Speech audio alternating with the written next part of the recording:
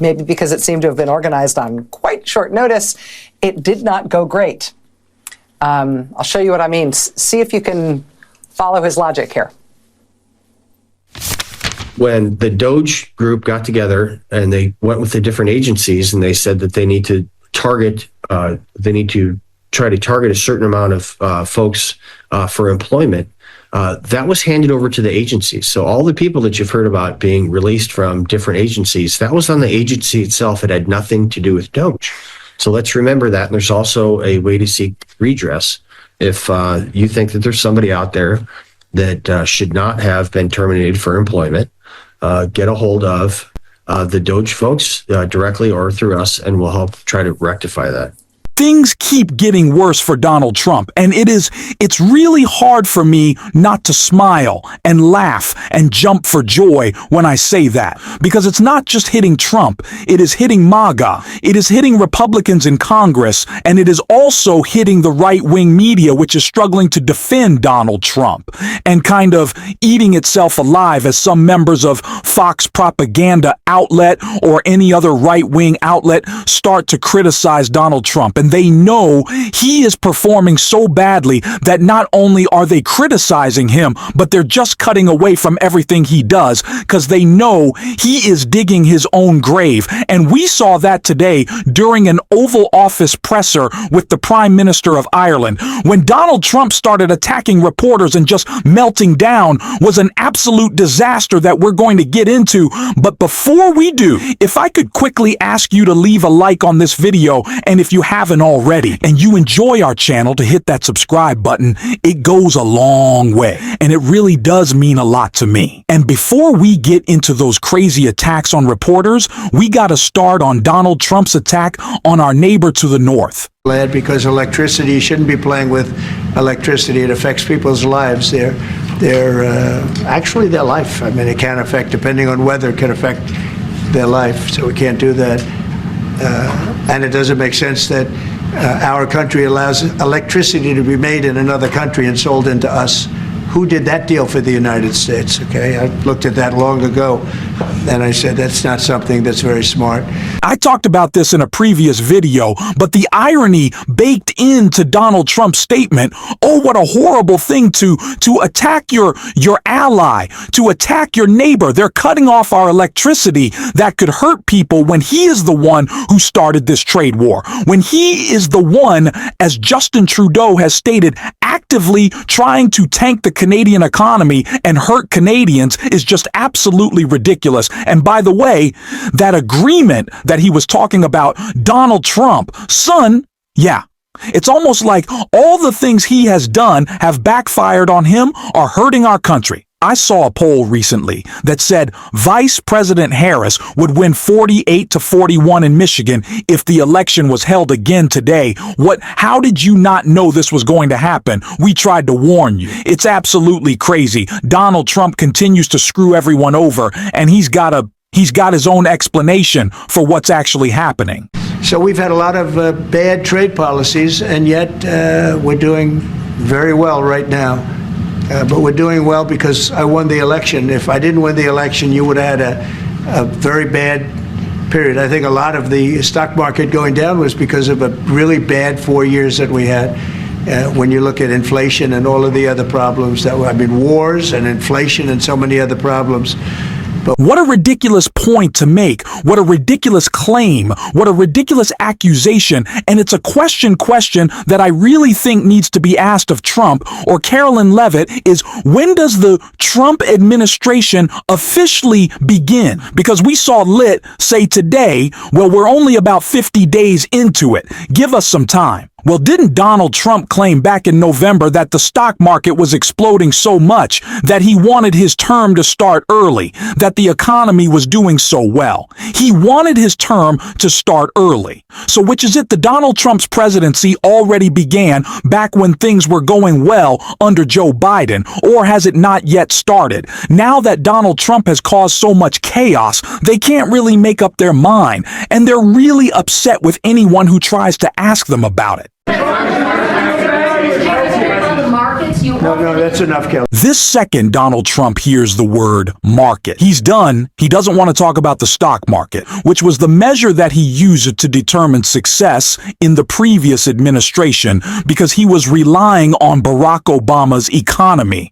President Obama is who set up the the economic success that we saw experience during the Trump administration. Of course, not for all. For some, of course, the success that we saw in the market, relatively low. Unemployment, that was all because of Barack Obama, which again returns to the point, or I guess the question, when does the Trump administration begin if he took credit for President Obama's economy? Why isn't he taking credit or accountability really for him tanking the economy? Because he doesn't care. They're quite literally trying to come up with different measures and different metrics to track how well the economy is doing. Because it is in free fall when you're saying that we have to change the way the game is scored, you're probably losing the game. And again, it's the reason Trump doesn't want to take questions, because he knows he can't frame it in his narrative. Just take a look at this right here. Can you say which countries you might target in your next travel ban? Say it. Can you say which countries you might target in your next travel ban? Wouldn't that be a stupid thing for me to say? I said, which countries am I going to target for the next travel ban? Can you believe somebody would ask that question? Whenever Donald Trump calls a question stupid, that's when you know that question is a really good question, and it's really it's eating them alive. He cannot take it. She cannot take questions. He cannot take the pressure. Sure, he just can't deal with the fact that he has so obviously and so blatantly caused the thing that he talked about the most to spiral. Donald Trump's claim is that he would fix an economy that was already booming, that he would lower high prices, and that he'd make everything cheaper for everyone. And the exact opposite has happened very quickly, and specifically because of him. You know, there's this myth, this false narrative that Republicans are trying to push that Joe Biden is responsible for the surge in egg prices, which one isn't true, but let's pretend that it is. Let's say that Joe Biden, as they're trying to say, killed a bunch of chickens or whatever they're pushing. Let's say Joe Biden is specifically responsible for eggs and eggs alone. What about everything else that's much more expensive? Did he cause all of that with his chicken action or whatever? He didn't do. Everything is up. This is not just about eggs. This is about the economy that you have destroyed very quickly, and already it is shocking to not come up with a good explanation for it. If Ox realizes that that's why they cut away from Trump right here. But I hope to be able to get there. Mr. President, does America have a future in NATO? What's it? Does America have a future in NATO? Well, NATO has to treat us fairly. If they pay their bills and if they do what they're supposed to do. When I first got involved with NATO, as you know, they weren't paying their bills. There were 28 countries, and most of them weren't paying. And I got them to pay, and they paid billions and billions of dollars. I made a certain statement that I'm not going to be involved with NATO unless you're going to pay your bills. And I was asked a question, if we don't pay, are you going to help us? I said, no, if you don't pay, you're saying you're delinquent. A real estate term. You're delinquent. All right, so President Trump, together with the Taoiseach of Ireland, Michael Martin, talking about... They do not want him talking about the economy. They do not want him talking about NATO, really. Anything to do with foreign policy. They just don't want him talking. And I can't blame them. It is their job to propaganda for Donald Trump. It is their job to soften the edges. It is their job to make him look better. And that's impossible to do when he is speaking, because he just looks bad. This is the problem for all Republicans right now. And it's the reason why someone in independent media, myself, I am so advocating for Democrats to go into independent media to be everywhere, all the time. Always great example of that is Chris Murphy, constantly speaking AOC Bernie's anti-oligarchy tour. There is vacuum that needs to be filled with Democratic messaging right now, and we can get after that. We have to talk while they run away. Speaking of runaway, Rachel Maddow did some great reporting on just that. In politics, a long line of people usually means a long line of voters waiting to cast a ballot. But this long line, this is constituents who are actually waiting their turn to speak to one person. They're waiting in line to try to speak to their member of Congress, who is Republican Kevin Kiley. They are waiting in line in Congressman Kiley's office in Nevada City, California, so they can each, one by one, ask him to please hold a town hall with them.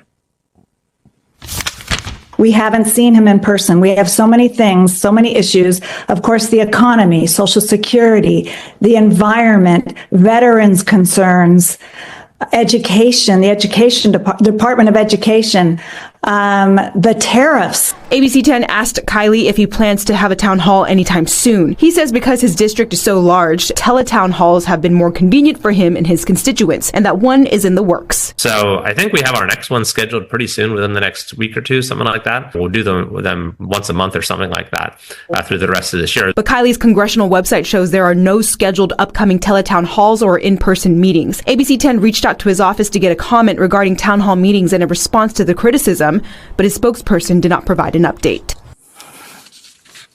I'm sure we've got one scheduled. I'm sure it's, don't look at my website. Can we schedule something? Don't schedule something.